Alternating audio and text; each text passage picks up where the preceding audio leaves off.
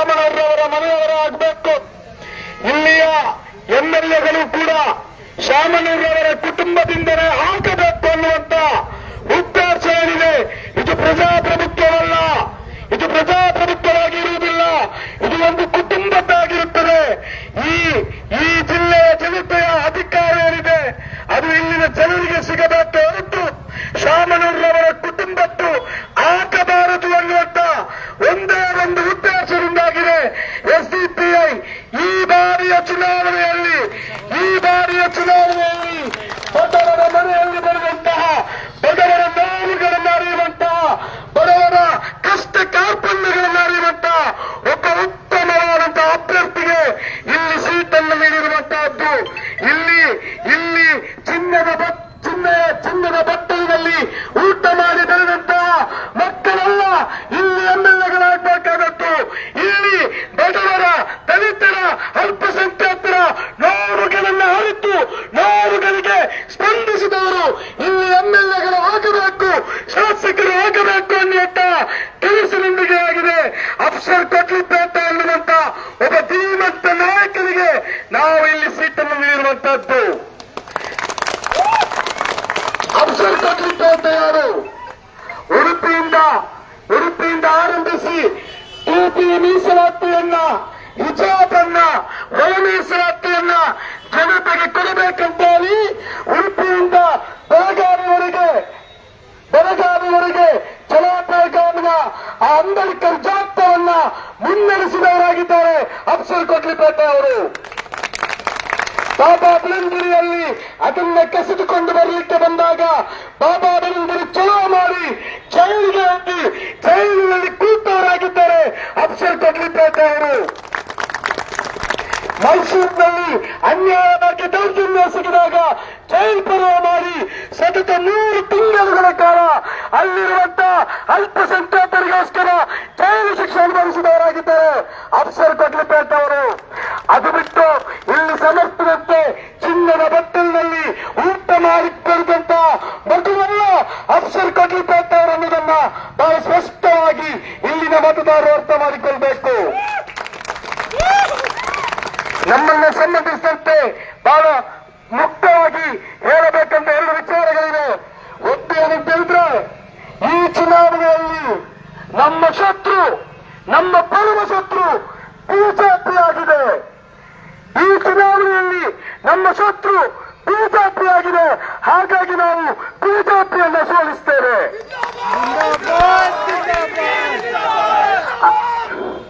ಅದೇ ರೀತಿ ಈ ಚುನಾವಣೆಯಲ್ಲಿ ನಮ್ಮ ಪ್ರತಿಸ್ಪರ್ಧಿ, ನಮ್ಮ ಕಟ್ಟು ಪ್ರತಿಸ್ಪರ್ಧಿ ಕಾಂಗ್ರೆಸ್ ಆಗಿದೆ.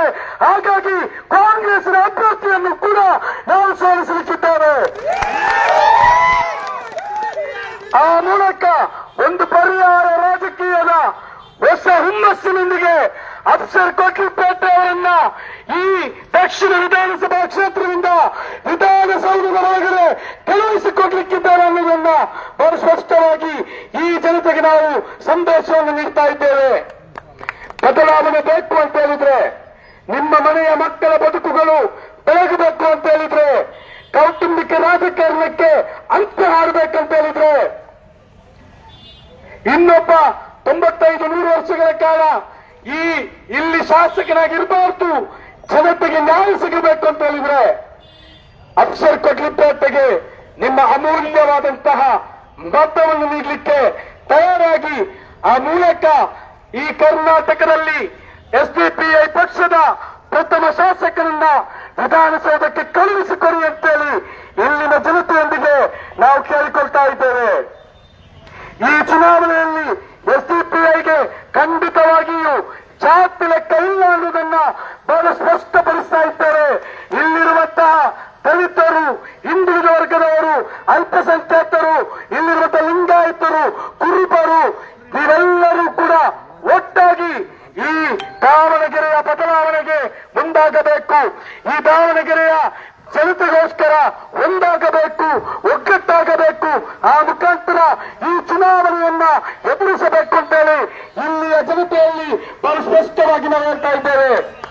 ಹಾಗಾಗಿ ಅಫ್ಸರ್ ಕೊಟ್ಲಿಪೇಟೆ ನಮ್ಮ ಹೋರಾಟದ ಸಂಗಾತಿ, ಜನರ ನೋವುಗಳಿಗೆ ಸ್ಪಂದಿಸುವವರು, ಮಿಡಿಯುವವರು, ಪ್ರತಿ ಸಂದರ್ಭದಲ್ಲೂ ಕೂಡ ಜನರ ಬಳಿಗೆ ಧಾವಿಸುವವರು, ಇಲ್ಲಿರುವಂತಹ ಮಾಧ್ಯಮಗಳಲ್ಲಿ ಜನತೆಗೋಸ್ಕರ ನಿರಸಾನ್ನಿಧ್ಯ ವಹಿಸುವಂತಹ ಅಫ್ಸರ್ ಕೊಡ್ಲಿಪೇಟ ಅನ್ನುವಂತಹ ಯುವ ನಾಯಕ ಏನಿದ್ದಾರೆ, ಭಾಷಣಿಗರ ಏನಿದ್ದಾರೆ, ಹೋರಾಟಗಾರ ಏನಿದ್ದಾರೆ, ಇವರನ್ನ ಗೆಲ್ಲಿಸಿ ನಾವು ವಿಧಾನಸೌಧಕ್ಕೆ ಕಳಿಸೋಣ.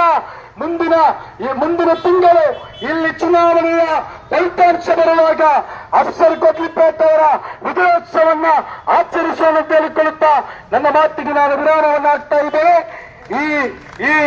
ಈ ನಮ್ಮ ಇವತ್ತಿನ ಈ ಅಭ್ಯರ್ಥಿಯ ಸಲ್ಲಿಸುವಂತಹ ಈ ರ್ಯಾಲಿಗಳಿಗೆ ಇಲ್ಲಿಗೆ ಮುಕ್ತಾಯವಾಗುವುದಿಲ್ಲ. ಈ ಬೈಕ್ ರ್ಯಾಲಿಗಳು ಇಲ್ಲಿರುವಂತಹ ಎಲ್ಲಾ ರಸ್ತೆಗಳನ್ನ ಪರಿಚಯಿಸಲಿದೆ. ಈ ಪತಾಕೆ ಏನಿದೆ, ಹಸಿರು ಮತ್ತು ಕೆಂಪು ವರ್ಣದ ನಕ್ಷತ್ರಾಂಗಿಕವಾದಂತಹ ಈ ಪತಾಕೆಯನ್ನು ಹಿಡಿದುಕೊಂಡು ಜನರ ನಡುವೆ ನಾವು ಮುಂದಿನ ಚುನಾವಣಾ ಪ್ರಚಾರದಲ್ಲಿ ಮುಂದುವರಿಯಲಿದ್ದೇವೆ. ಎಲ್ಲರೂ ಕೂಡ ಇನ್ನೂ ಹೆಚ್ಚಿನ ಸಂಖ್ಯೆಯಲ್ಲಿ ನಮ್ಮ ಜೊತೆ ಕೈ ಜೋಡಿಸಬೇಕಂತ ಕೇಳಿಕೊಳ್ಳುತ್ತಾ ನನ್ನ ಮಾತಿಗೆ ನಾನು ವಿರಾಮವನ್ನು ಹಾಕ್ತಾ ಇದ್ದೇನೆ. ಜೈ ಹಿಂದ್, ಜೈ ಎಸ್ಡಿಪಿಐ, ಜೈ ಅಫ್ಸರ್ ಕೊಡ್ಲಿಪೇಟೆ. SDPI जिंदाबाद SDPI जिंदाबाद SDPI जिंदाबाद